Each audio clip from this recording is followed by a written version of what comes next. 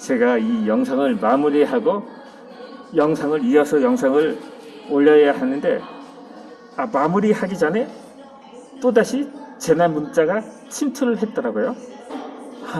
이 시기만 제가 10시 반에 처음 올렸는데 지금까지 벌써 이 세 차례는 재난 문자가 와 있었더라고요. 이번에 또 한 차례 왔는데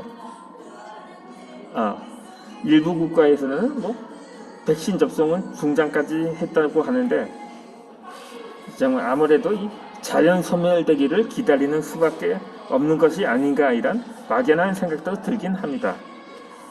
자, 지방방송은 여기서 마치고 제가 본 주제로 넘어가도록 하겠습니다. 이 책을 고르거나 독서하는 모습을 살펴보는 그 사람의 성격이나 인생관, 심지어 라이프 스타일마저 눈에 보입니다. 그러니까 음흉한 생각을 품거나 변태 성향을 가진 사람들은 19금에 빨딱이 붙인 책들을 즐겨 읽거나 아니면 좀 고상하거나 낭만적인 삶을 유지하고 싶은 사람들에게는 이 역사책이라든가 위인전 등을 즐겨 읽듯이 말입니다. 시집도 즐겨 읽거나 그런 사람들이 있겠죠. 좀 동심으로 돌아가고픈 사람들은 만화책도 간혹 즐겨보곤 하는 사람도 있을 테죠.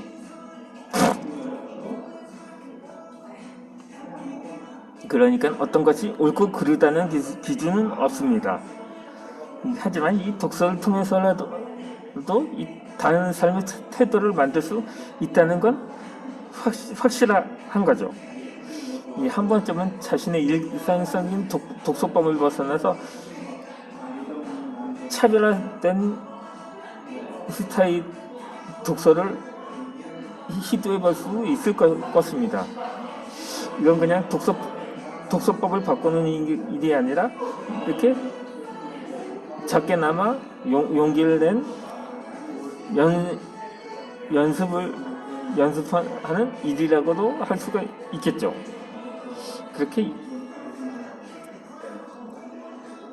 익숙한 분야의 책이 아니라 이전에 한 번도 읽어보지 않았던 분야의 책을 읽는 것이죠. 그러니까는 저의 경우 실용서나 철학서 같은 책은 실용서는 몇 번 읽어본 적이 있는데 아직 철학서는 한 번도 읽어본 적이 없었는데 한번 이것도 철학서도 한번 도전을 해볼까 합니다. 집필을 한다는 것이 아니라 읽어보는 것 자체만으로도 그것도 도전이라고 볼 수가 있겠죠. 이 좌우지간 독서를 통해서 인생을 다양하게 확장하고 변형하는 연습이 가능합니다. 그렇게 책으로 인생을 바꾸기 위한 방법은 좀 무수히 많거든요. 다만 이를 통해서 이를 어떻게 활용하느냐가 관건인 거죠. 거기에는 직접적인 실천이나 행동도 중요하겠죠. 같은 책을 읽어도 누군가는 삶을 성찰하고 성장시키는데 왜 누군가는 누군가는 생각과 행동에 어떤 변화도 일어나지 않는 걸까 하는 답답한 토로하게 하는 사람도 있습니다. 이 자신이 후자에 속한다고 생각한다면 잠시 책을 덮고 고민해 볼 시간도 가져보는 것도 좋습니다. 이 독서는 항상 제자리 걸음이지 이것을 고민하다 보면 뜻밖에도 삶 전체를 들어볼 수가 있게 될 수도 있을 것입니다. 이 책을 대하는 태도가 인생을 대하는 태도와 크게 다르지 않음을 느낄 수 있을 것입니다. 예를 들어 책상에서 늘 50페이지쯤에 읽다만 책이 쌓여 있는데 베스트셀러만 보면 못 참고 또 책을 구매하는 사람도 있고 있습니다. 그런데 이런 사람은 평생 자신을 변화시킬 거라 믿는 이 획기적인 방법을 찾아 헤맬 가능성이 높은 거죠. 무조건 5kg 감량 보장이라는 헬스클럽 홍보에 혹하기도 하고 3개월 만에 귀와 입을 트게 해주는 영화 강의에 또 지갑을 여는 거죠.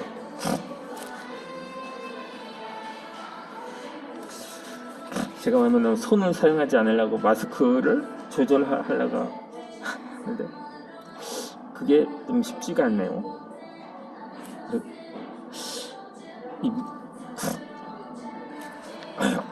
어찌되었든 간에 이 무작정 열심히 읽기만 하는 사람도 있습니다. 인문 작가나 교수라든가 또 요즘은 유튜버들이 추천하는 도서들은 다 있는 세상의 성실한 독자를 일컫는 거죠. 그렇게 이런 사람은 자신만의 방법을 찾으라 하기보다는 남들이 일러준 방법대로 세상을 살아갈 가능성이 크다는 거죠. 학창시절 이렇게 공부하면 서울대 간다는 후기를 달도록 읽었지만 정작 본인 성적은 이에 훨씬 못 미치는 사례도 많습니다.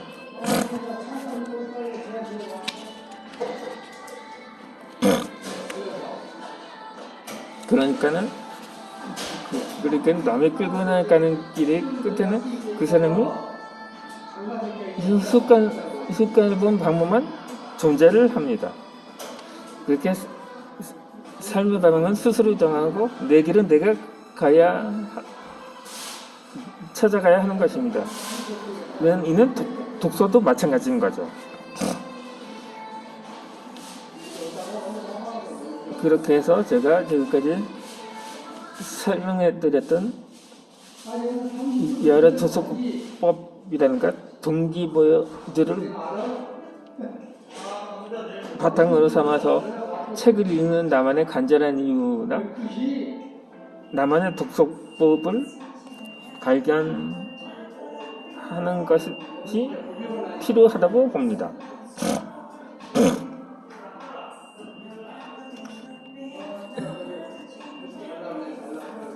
이렇게 판단을 한 사람들도 있습니다.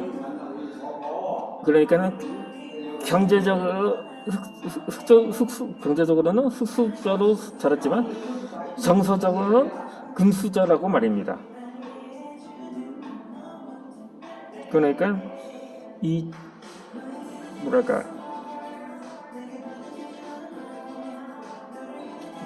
자신의 실제 배경이라든가 환경은 태생은 가난한 집안에서 자랐지만 마음만은 부자다 이런 글이 있었던 것처럼 말입니다. 그러니까 우선 가정교육부터 이 바탕이 되고 또 우선시해야 한다는 것입니다. 그러니까 사람이 태어나자마자 뭐 학교 가는 건 아니잖아요. 대략 7년간의 과도기, 가정의 보호를 거쳐서 7살이나 8살쯤에 진학을 하게 되죠. 뭐 물론 그 전에 유치원이라든가 보육원 같은 뭐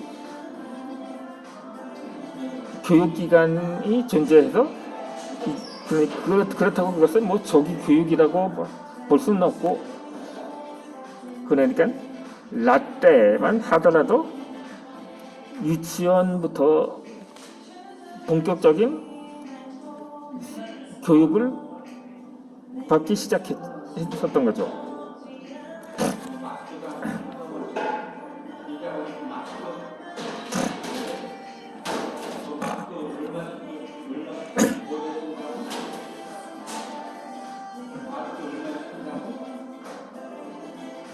잠시 상책을 고르지 못했습니다. 그럼 계속 설명을 이어가도록 하겠습니다.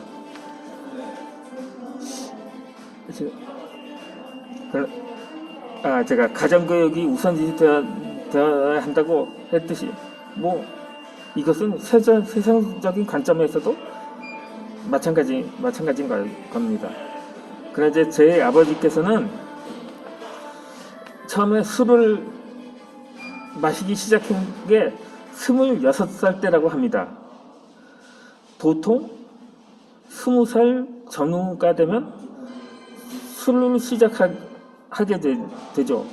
뭐 대학 신입생 때 항상 빠지지 않는 것이 바로 사발주 문화인데, 그러니까 이미 그 전에, 그러니까 아직 주민등록상 미성년자일 때부터 술을 마시기 시작한 사람도 있고, 아니면 거의 20살 갓 들어서, 그러니까 대학에 입학을 하면서 시작하는 사람도 있는데, 그러니까 거의 20대 후반이 되어서 술을 마셨다는 건 상당히 술을 늦게 하셨다고 할 수가 있겠죠. 그런데 그 이유는 뭐 지금은 안 계시지만, 그러니까 아버지의 아버지, 그러니까 나에게는 할아버지죠. 할아버지께서 술을 전혀 하시지 않았다고 합니다. 물론 담배도 전혀 하시지 않았는데, 저희 할아버지께서 약재상을 하셨는데, 고향이 저희 아버지가 함경북도 청주에 있어요. 그래서 지금